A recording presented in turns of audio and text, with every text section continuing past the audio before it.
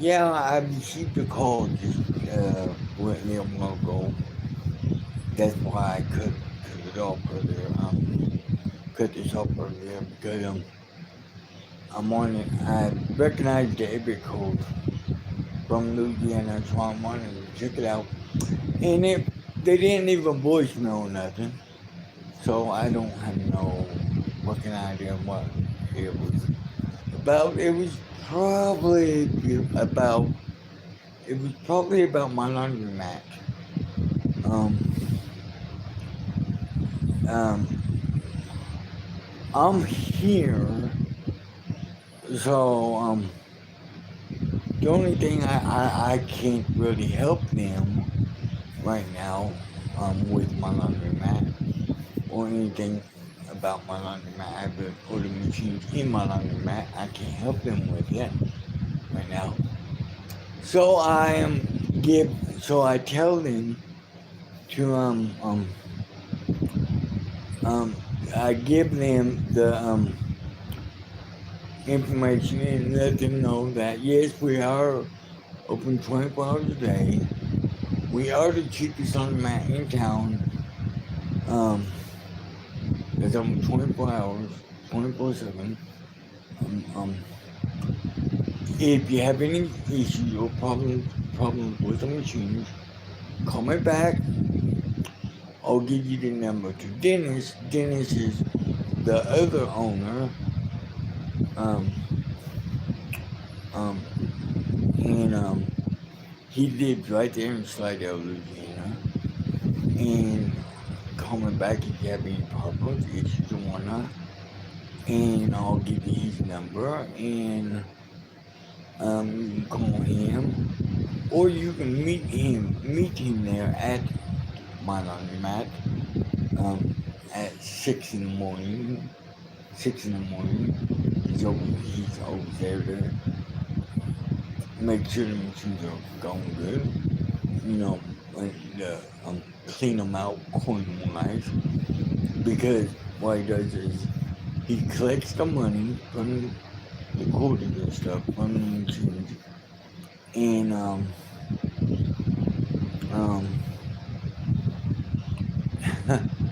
yeah, my laundromat still has quarter still has quarter machines.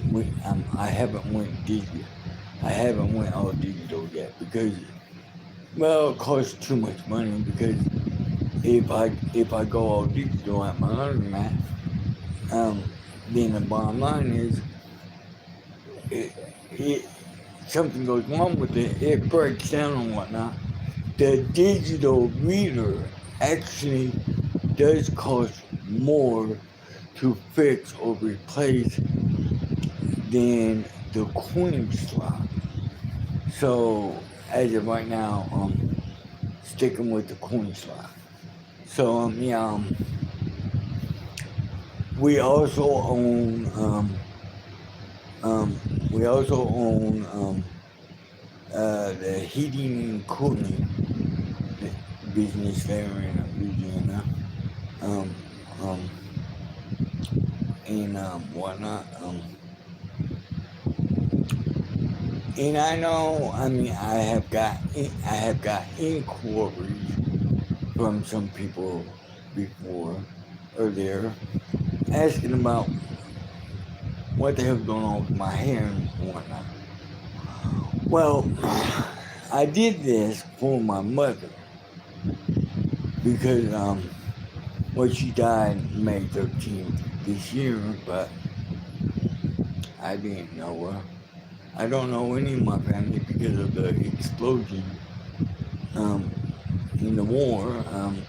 My frontal lobe, temporal lobe, cerebellar, and cerebral cortex has been damaged, and I've been told by doctors that it may or may never heal, and memories that I had lost may or may never come back.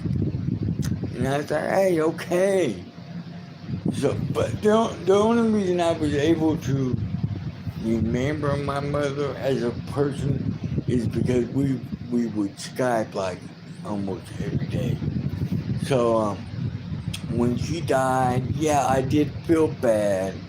I did feel lost, but I also feel bad about feeling bad and feeling hurt because supposedly she was my mom, and I didn't feel bad because I lost the feeling or the um, um, connection of son and mother, or the feeling of love and compassion that I hear that when one's had. I don't feel bad about losing any of that after she passed because, as I said before, the explosion in the war, tons and tons and tons of skin draft operations. They had to take out shrapnel, body parts, everything. And like that, plus my cerebral cortex, cerebella, frontal lobe, and temporal lobe were damaged, and I lost basically all memories of my family and some of my past memories. Um, Not all of it, but some. And so yeah, um, I really don't feel bad about. Like I said, I recognize I knew her because we Skyped like every day, and I feel bad because I lost the only person I knew of. But my mother, she loved Christmas, and I knew she did because she told me over and over and over again how she would always be watching Christmas movies because she had this 24-hour channel, nothing but Christmas movies on TV. And our last Skype that we did together, oh yeah, I was cooking and I caught my fingernail, whatever, in the oven door, and didn't realize it. And I went to back off one eye and pulled part of my fingernail off. And so I'm wearing a love glove, and it's keeping the air and whatnot off the wound, and it still hurts, but not as bad. Anyways, I knew that she was dying because of our last Skype together. I could tell that she was not in good condition. So, anyway, Italy, Germany, what the fuck ever. The military hospital that they had me in for 5, 6 months, as I was to recuperate from them digging out shrapnel, operating on me, digging out body parts, and doing tons of skin drafts on me. And I spent half a year, half a year and 1 month in military hospital, whatnot. But then as soon as I was able enough to travel, they brought me back to the States, and I was taken to the burn unit, burn ward, whatever you want to call it, there in Louisiana, New Orleans, North Shore burn ward, burn unit, hospital, but they're in North Shore, Louisiana, New Orleans. And basically, that's right around the same time me and my mom were at Skype, and I was determined as hell to try to get myself better, and because I knew I just didn't have that long left, And so yeah, as soon as I was I still have permanent radiation burns on my lower right leg, and I still have some shrapnel that I have to go for an operation so they can remove it in my left leg. Um, anyway, like I know. I do apologize. I digress. Sorry about that. Anyway, I have received some inquiries about my um, hair and whatnot, and I never really did answer. So if any of you out there that has been asking or inquiring about my hair and whatnot and everything, because I'm not really that old at all. I'm not really that old at all. But like I said, I knew my mother loved Christmas and whatnot, and I was hoping that even though I knew she didn't have long left, I was hoping that we would at least get to spend one last Christmas together. So, yeah, and it takes about 3.5 months to 4 months to get my hair looking like this. Now, I already knew that I was going to come back to the States to visit her. At the time, I just didn't realize it would be the last time to visit with her. But I knew I was going to do it anyways. So I already started preparing myself ahead of time to let my hair grow like this and whatnot, so I look like Santa Claus. Cause like I said, she loved Christmas, and Christmas is dead and gone, and tomorrow is out of sight. But today's the 26th, and if you don't like it, tough tea bags, deal with it. Anyway, so that's the thing with my hair. The style is mine and whatnot, but the color and the shape and whatnot is not my original look, my original hair. Which, by the way, after the first of the year and whatnot, I'm going back to my original look. So yeah, not right now. It's gonna cost me like $92 or something like that. It's gonna cost me like $92 or something like that. It's $21.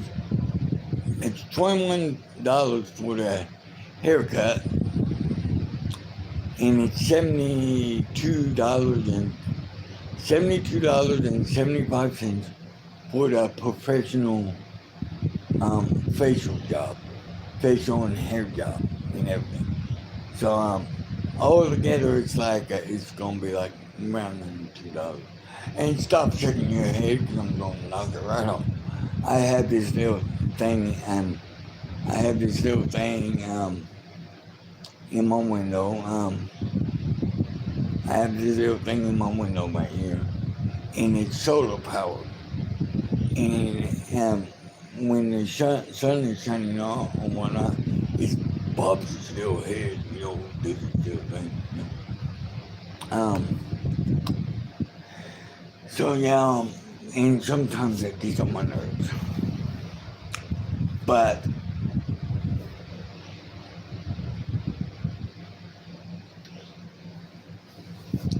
like I was saying, if there's any one of you out there that has already inquired about my hair and whatnot, and you're watching right now, I don't know. I don't keep track. I do this one time, no editing, no cuts, no nothing, because I'm the real deal. What you see is what you get, and yeah, well, yeah. So I don't edit, I don't cut, I don't do nothing, I don't pop. I am doing that because it's live. I try to make all my postings live, even when I pre-post, you know. But uh, back to back to what back to the news. Later, who was one of those journalists who saw that horrific footage, and we are starting to. Mind you, hold on for a second. Mind you,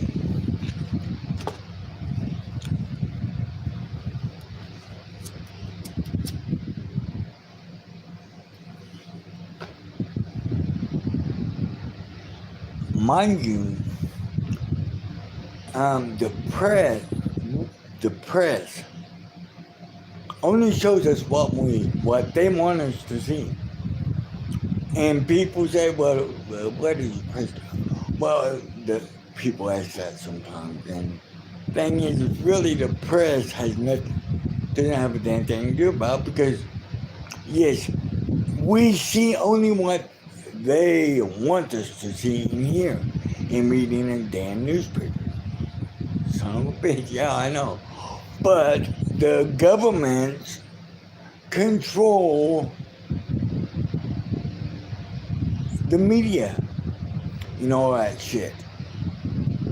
So unless you're actually there, like I've been there, I was there, I have the battle scars and the wounds from the war and being blown the fuck up. I have all that, for real. I have the battle scars. I have the permanent radiation burns. Um, so yeah, that much what I experienced was real. I was there. There's so many people I killed. Um, um, and not proud of it, but yeah, I even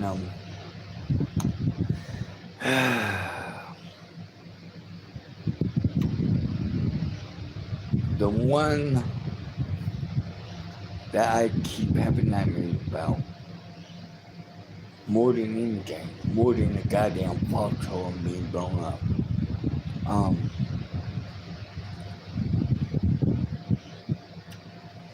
um, um,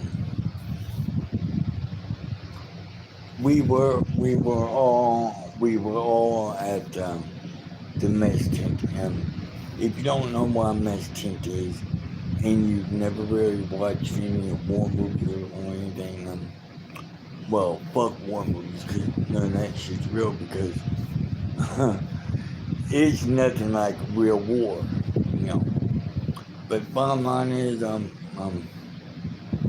if you don't know what a mess tent is, it's a giant tent where we all with table with sometimes tables, chairs, and whatever, and we have dinner and lunch or whatever. So we're all sitting there in this tent, and I've already eaten, so I was finished eating. So I'm just sitting there, facing the door, facing the opening to the tent, and I'm sitting there, and I have my AK-47 down by my side, and out of nowhere, this child, couldn't be no old, I mean, probably 7, 8, maybe 6 years old.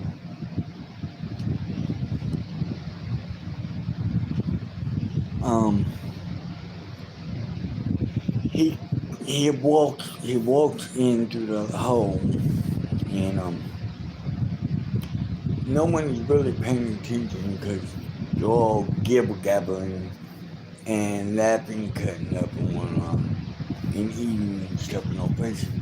But I'm right there at the doorway, and before I even knew it, the little boy opens his vest, or what you want to call it, one of those fuzzy vest things, and some bitch, he had tons of explosives all over his body, with one of them goddamn triggers, detonators, in hand. I didn't, without even thinking. I mean, it all happened so fast. Without even thinking, I just lifting up my AK-47 and boom, right between the eyes. And a lot of my men was like, Condi, Vinci, what the fuck, man? Cause they weren't paying attention. They didn't know what the fuck was going on. But they got up and they went over and they checked the boy out and whatnot. And of course they saw he was dead, shot between the eyes. But once they realized and saw that he had all those goddamn explosives on him and whatnot, um, they quickly got the detonation device, what the hell you want to call him, out of his death grip, and wasn't really much of a death grip because Rick and Mortis hasn't set in, the blood hasn't started to coagulate yet, shit like that. So, but then they all started cheering and shit for me, and I'm thinking to myself, what the hell, man? I just killed a little boy. True, saved all my men and everything, but I killed a little boy, and you guys are cheering about it. I'm gonna have to live with that for the rest of my life, and that's one of the nightmares that I have almost every night. And if it's not that nightmare, then it's a nightmare about me leading my men into the field, being ambushed, and finding ourselves pinned down in a foxhole, and they're shooting at us, we're shooting at them. Shooting stops. I hold up my arm with the clear, let my men know, stop firing, we got them all. And I thought we did get them all. But before I knew it, the explosive devices, whatnot, was thrown into the foxhole, and the car,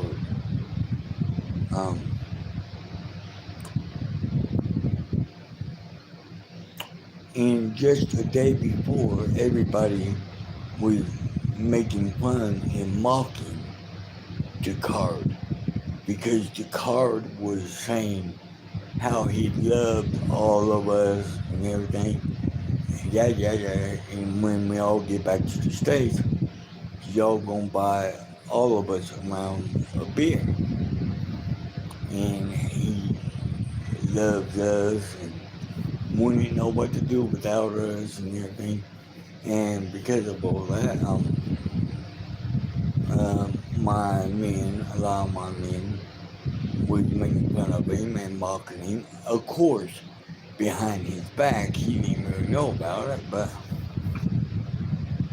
anyways, the next day when it all happened, anyways, picking back up in the foxhole, shooting stopped, and before I knew it, two explosive devices were thrown from the opposing side, and without even blinking, thinking, or anything, to carve through his body onto the explosive devices right before they blew up. And well, I was the closest to him, so yeah, for me it's like lights out. That's the last thing I remember. I woke up. It was dark. Couldn't walk. Took a while to get my bearings together. Finally realized where I was. Tried walking. Couldn't do that. So I crawled back to where we set up, and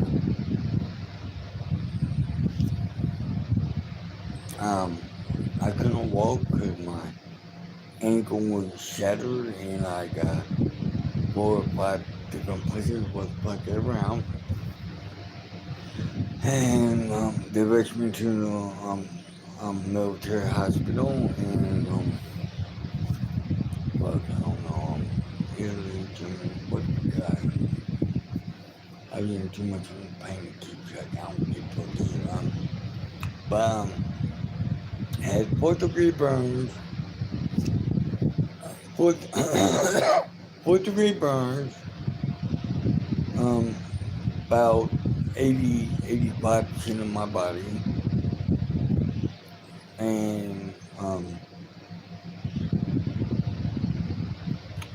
yeah, they had to do multiple skin grafts and many of operations, and I believe they said I died once on the table. I don't know about that, but yeah. So, anyways, that's when I was able to travel. One night they rushed me to New Orleans, Bung Woman, down in Louisiana, and yeah. But like I said, the second nightmare I have is being trapped in the foxhole and pinned down in the foxhole. And just as the explosion happens, I wake up. Yeah. So, anyways,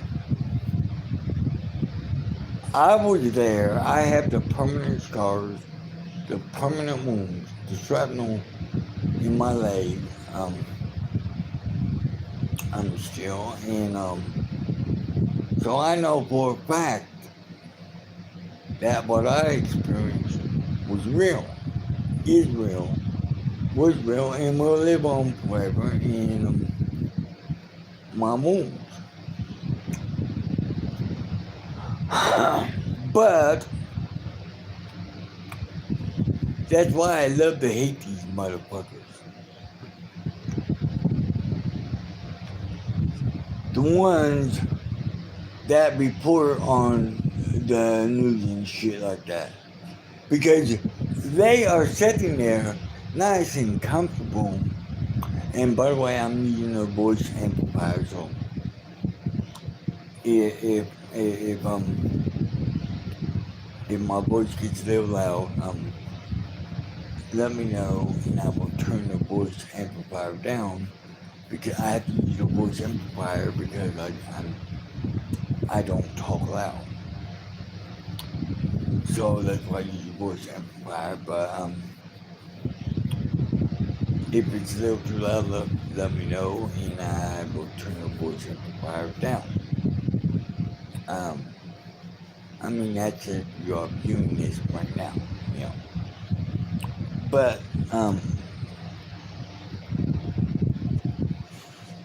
That's why I hate, well, that's why I love to hate these motherfuckers, because they be put on the news, and the whole time they'll be putting on the news, um, where the hell are they? They're sitting nice and comfortable in no goddamn news studio, what the fuck ever you want to call it, and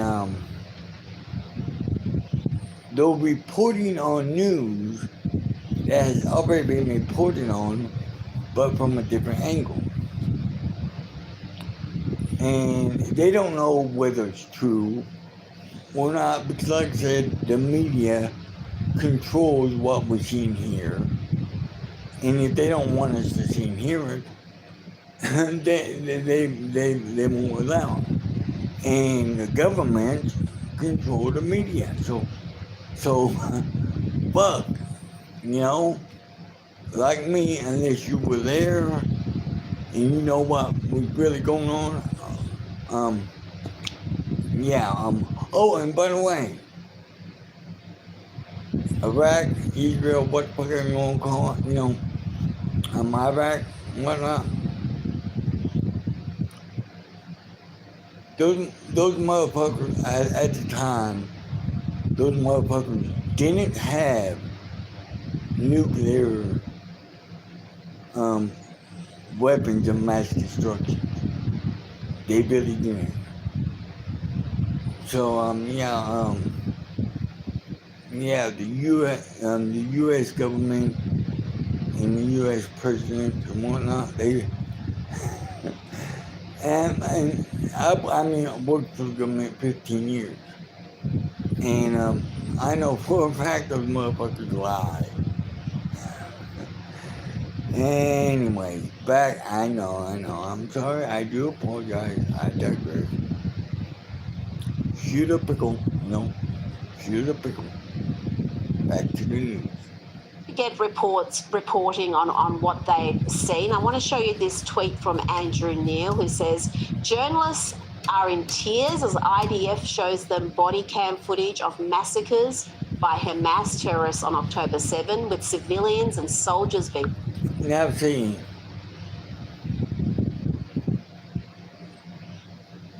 she's a liar.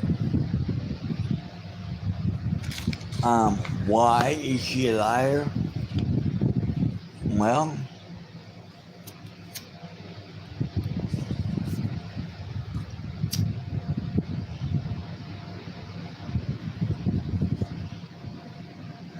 she's a liar because she's reporting and repeating what she doesn't really know to be a fact.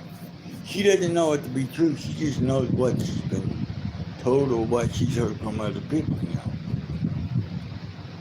She don't know if it's real. She don't know if it's true. And when you report or say something that's not true, that is basically lying. Or if you're not telling the whole truth, you're admitting the truth, which makes you still a liar. So, anyways. Shot, stabbed, tortured and burnt merely because they were Jewish. Their corpses were bound, gagged and riddled with bullet holes and knife wounds. In one clip, a Hamas terrorist throws a grenade at the father and his son. The blast kills the father while the young boy is covered in his blood. The child is dragged inside. But anyway, if you're like me and you know how to read in between the lines and whatnot, I eventually get the truth. And forced to sit next to his brother, whose eye is a bloody mess after being subjected to horrific torture. One of the boys sobs, "Why am I alive?" Through the subhuman savagery of Hamas is indefensible, obviously, and yet we are seeing so-called intellectuals in the West trying to rationalize these attacks. Well, the problem is that, Rita, No. The problem is you're trying to rationalize what they're trying to rationalize but you don't know if they're really trying to rationalize it or it's just all bullshit. Because you're not there, you don't know for a fact what the fuck is really going on. You're just reporting on gossip and hearsay that's already been reported on from different angles, so fuck you. But we continue anyway. But this is why, like I said, voice amplifier, have to use it because I don't talk loud. So as I said before, I have a little message thing down here. So like I said before, if it's a little too loud, my voice gets a little too loud because I use the voice amplifier because I can't speak loud. Um, don't speak loud, just let me know, and I'll tweak it and turn it down if it's too loud.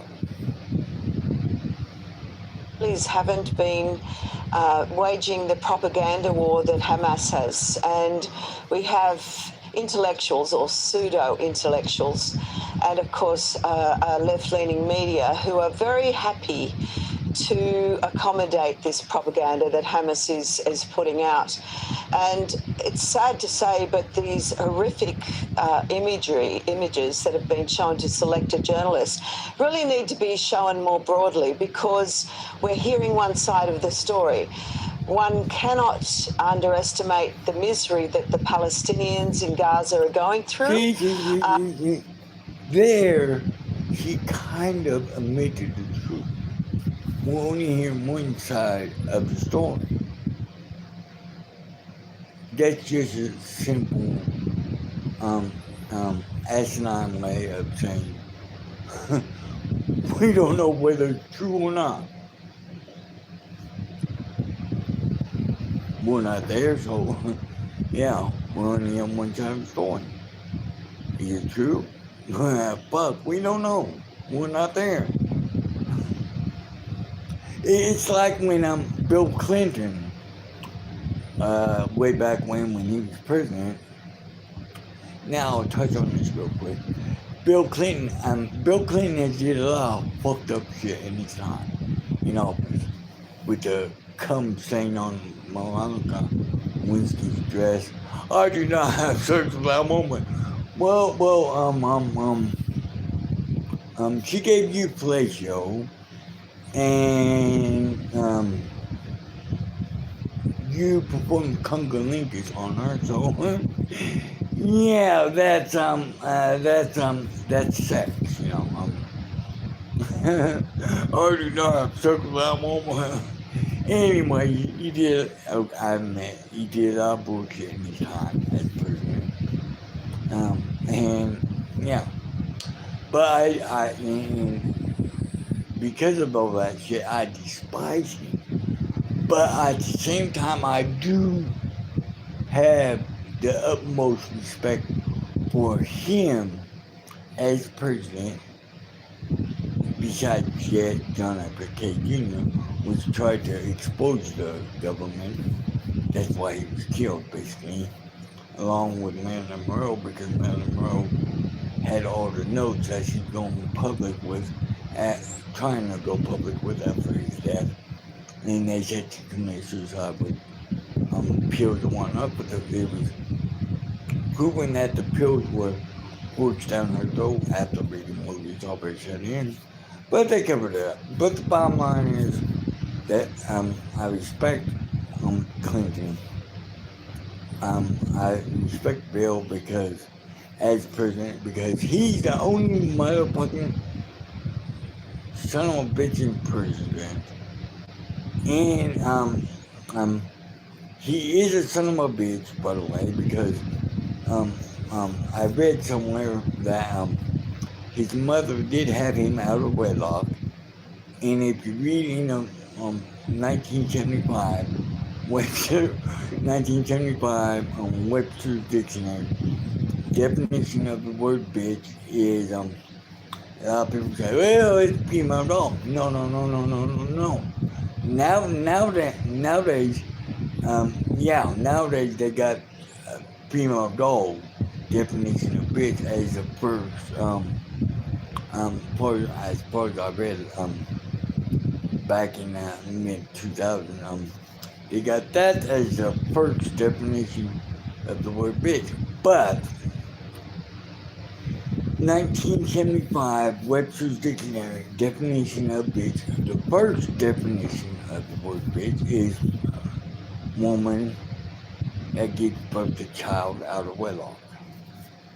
So yeah, a woman that gives birth to a child out of wedlock is considered a bitch.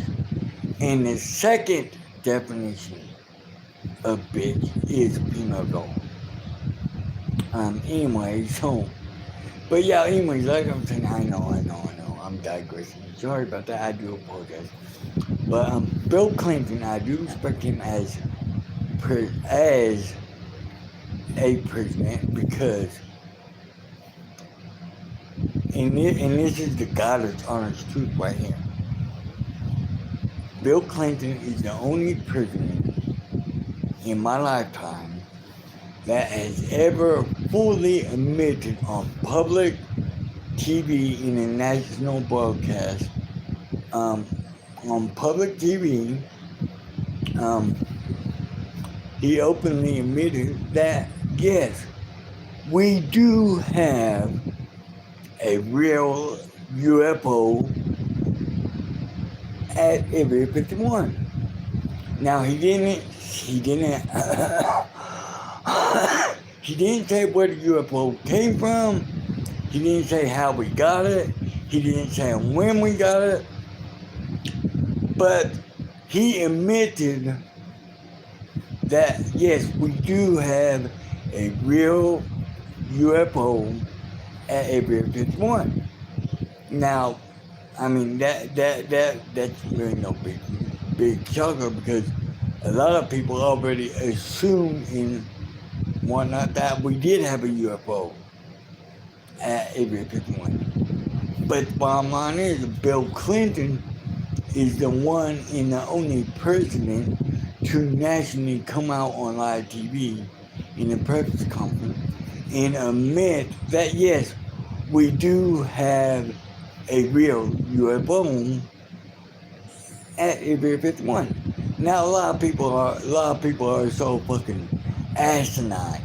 They are so fucking goddamn asinine. You know, I mean, they think, oh, UFO. So we got a flying saucer at Area 51 with the green fucking man. No. And speaking of which, if you want to believe the movies and whatnot, they're not green, they're black and gray. In the movie Aliens, they were black. In the movie Invasion of Fourth Kind, they were gray. Never green. But a lot of people are really asinine about UFOs or whatever being flying saucers with little meaning. Whatever. UFO stands for